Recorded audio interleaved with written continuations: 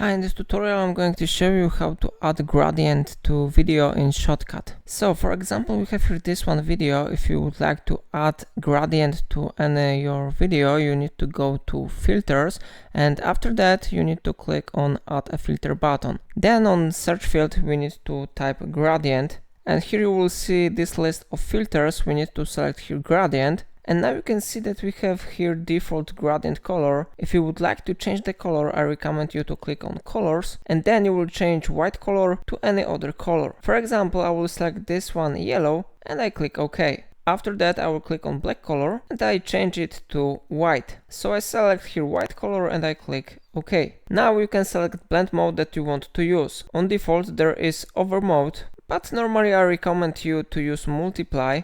And now how you see our gradient has been successfully applied to our video. So how you see it looks really great. If you want to do it, I recommend you to repeat actions from this tutorial. And of course, if you don't want to use this gradient, you need to click minus here to remove this filter. And if you want to check how it looks without gradient, you need to uncheck this option. So how you see the effect is really visible here. So it's all for today. If I helped you, remember to like this tutorial and subscribe my channel. And I recommend you to check links in description.